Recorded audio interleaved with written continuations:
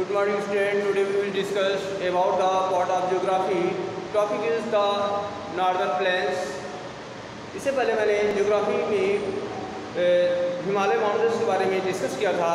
उसी के परिप्रेक्ष्य में नेक्स्ट टॉपिक को जो है वो नॉर्दर्न प्लेन्स, उत्तरी मैदान, भारत के उत्तरी मैदान के बारे में डिस्कस करेंगे। तो आइए जानते हैं कि जो northern plains has been formed by the interplay of the three major river systems, namely the Indus, the Ganga and the Brahmaputra along with their tributaries। कहने का मतलब है, आपने देखा है कि जो भारत में जो उत्तरी गंगा मैदान है, उत्तरी गंगा मैदान है, वो बहुत ही उपजाऊ है, बहुत ही उसमें प्रोडक्टिविटी है। और प्रोडक्टिविटी का कारण है कि यहाँ पर नदियों के द्वारा, जिनमें से गंगा, ब्रह्मपुत्र और सिंधु, ये नदियों के द्वारा इस मैदान का, इस प्लेन का निर्माण हुआ है। क्योंकि नदियाँ जो है वो बहती हैं, और जब बहती हैं तो अपने साथ में कुछ अवक्षेप लेकर के निकलती हैं, और उस अवक्षेप को जहाँ छोड़ती हैं वहीं पर मैदान का, वहीं पर प्लेन्स का निर्माण होता है।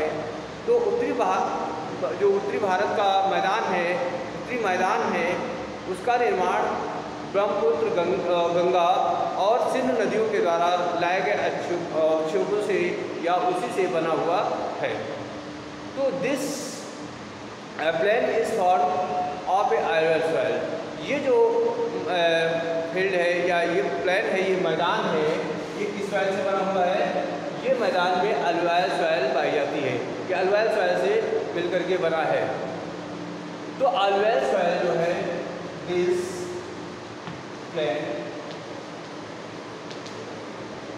This plane is form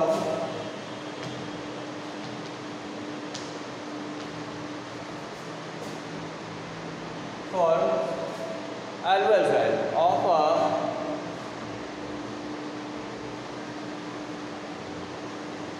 alluvial soil से मिलकर के ये मैदान बना है। तो ये जो मैदान है ये काफ़ी उपजाऊ है। ये जो मैदान है काफ़ी, इसमें प्रोडक्टिविटी है। The deposition of Aluminium is vast basin tied at the foothills of the Himalayas over millions of years formed these fertile plains।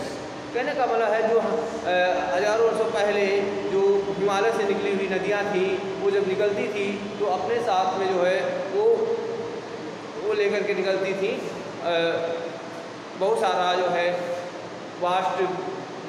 Vast अवक्षेपों को लेकर के निकलती थी, और वो जहाँ पे छोड़ती थी वहीं पर जो है उस प्लेन का निर्माण हो जाता था। और जो ऐसे प्लेन्स होते थे वो बहुत ज़्यादा फर्टाइल होते थे, उनमें जो है उत्पादकता होती थी। तो it spreads over an area of 7 lakh square kilometre. इसका जो एरिया है ये जो है 7 लाख, ये कितना फैला हुआ है? 7 लाख।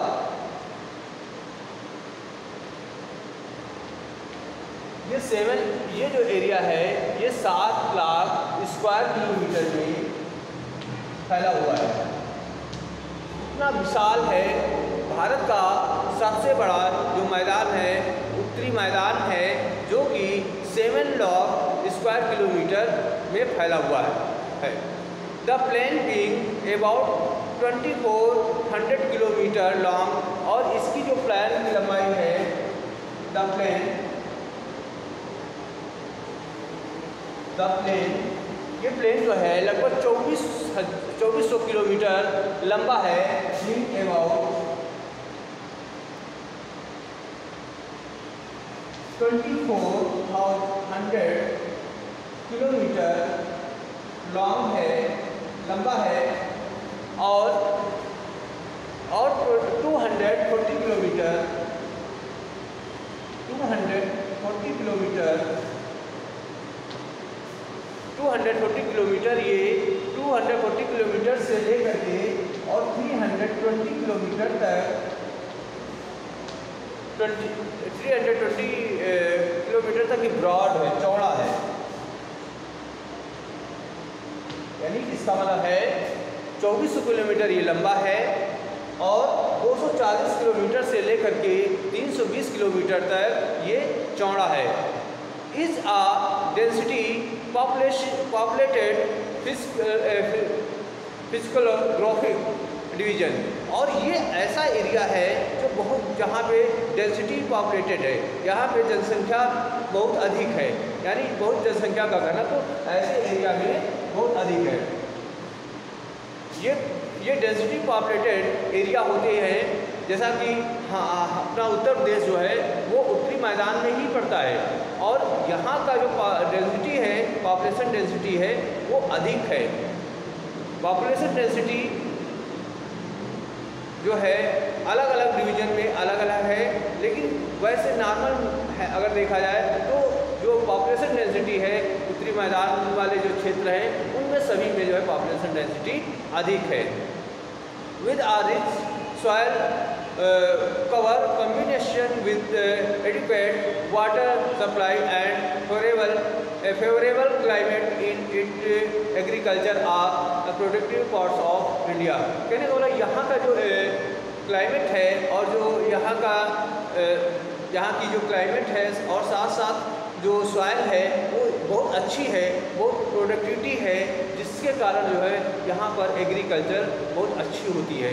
ऐसे जो एरियाज़ हैं उत्तर भारत के या उत्तरी मैदानों के जो क्षेत्र हैं वहाँ पर जो है वहाँ की लैंड, वहाँ जो सॉइल है और साथ साथ जो वहाँ का जो क्लाइमेट है, वहाँ की जो जलवायु है वो एग्रीकल्चर के लिए बहुत उपयुक्त होती है। The river coming from northern mountains are involve in depositional work. और आपने जाना है कि उत्तर भारत की जो भी नदियाँ हैं वो हिमालय से निकली हुई हैं। सभी नदियाँ सभी नदियाँ बहती हैं उत्तर से दक्षिण की ओर, सभी नदियाँ बहती हैं। तो हिमालय से निकली हुई नदियाँ जो हैं वो ज़्यादातर उत्तरी मैदानों से होकर के ही गुजरी हुई हैं। तो this channels are known as distributaries, और इस तरह का जो है चैनल है नदियों का, और जो नदियों का एक चैनल होता है उसको क्या कहते हैं, उसको डिस्ट्रीब्यूटरीज कहते हैं या उसको। तो इस तरह से जो नॉर्दर्न प्लेन्स है वो ब्रॉडली डिवाइडेड इनटू 3 सेक्शंस, और ये इतना बड़ा है, ये 3 सेक्शंस में डिवाइड है। कितने सेक्शन में? 3 सेक्शंस में जो नॉर्दर्न प्लेन्स है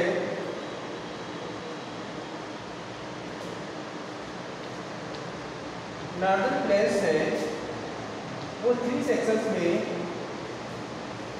में डिवाइड है। डिवाइडेड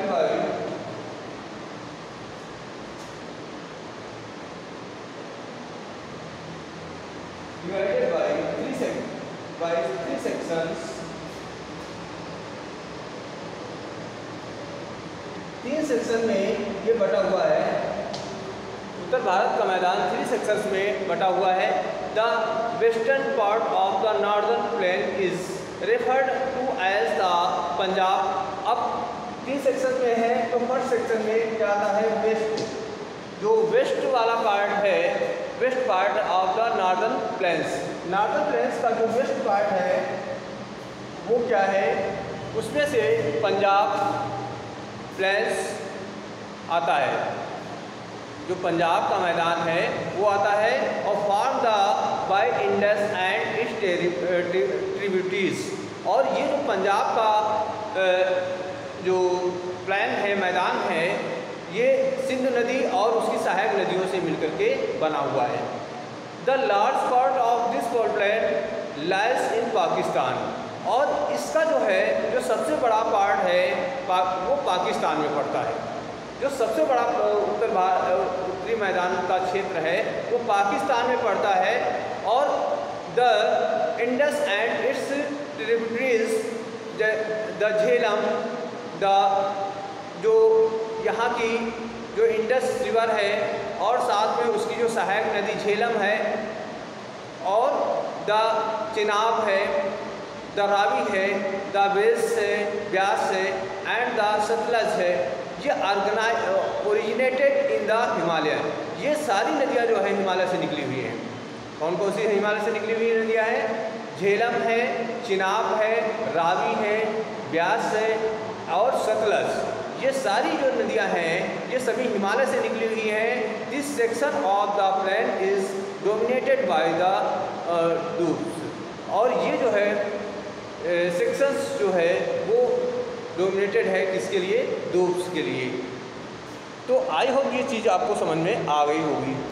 तो ये जो मैदान है ये मैदान दो आब कहलाता है और दो आब जो होता है दो नदियों से बना हुआ क्षेत्र होता है, उसको दो आब कहते हैं। तो आई होप जो है इस तरह से इसी के पास साथ आपने Ganga plains extended between Ghaghara and Teesta river. जो गंगा रिवर है वो गंगा घाघर और तिस्ता के बीच में फैला हुआ है। It is spread over the state of northern India. और ये नॉर्दर्न इंडिया में फैला हुआ है। और जैसे हरियाणा है, दिल्ली है, यूपी है ना। अगर हम बात करें उत्तर की, यानी जैसे हिमालय जो आपका हरियाणा है, दिल्ली है, यूपी है, बिहार है और पार्टली झारखंड, और झारखंड का कुछ एरिया है, साथ में West Bengal to light east, ये सारा का सारा एरिया जो है वो ईस्ट में पड़ता है। Particularly in Assam lies the Brahmaputra plain, जो आपका अरुणाचल प्रदेश है, जो पर्टिकुलर जो असम है ना, असम है, ये जो पड़ता है एरिया ये ब्रह्मपुत्र प्लेन में पड़ता है। कहने का मतलब ये है कि जो नॉर्थ में है, नॉर्थ इंडिया में जो स्टेट पड़ते हैं, जो फैले हुए हैं, उनमें से हरियाणा, दिल्ली, यूपी, बिहार और झारखंड का कुछ एरिया, साथ में वेस्ट बंगाल, ये सारे एरिया जो है ये वेस्ट में पड़ते हैं। और इसी के साथ में जो असम है वो ब्रह्मपुत्र प्लेन का ही एक पार्ट है, ब्रह्मपुत्र का ही एक भाग है। The northern plains are generally described as flat land. Plain जो होता है आपको पता है एक फ्लैट लैंड होती है। प्लेन क्या होता है? प्लेन जो होता है एक जो प्लेन होता है वो प्लेन जो क्या होता है वो एक फ्लैट लैंड होता है, एक समतल भूमि होती है और with no variation in its relief, जिसमें कोई अंतर नहीं होता है। कहने का मतलब समतल होती है ना। ऐसी लैंड, ऐसी भूमि जो समतल होती है वो उसको कहते हैं। इट इज़ नॉट ट्रू, लेकिन ये सही नहीं है। These vast plains also have diverse relief features. इसमें कुछ डाइवर्स रिलीफ फीचर्स भी होती हैं according to variation in relief features.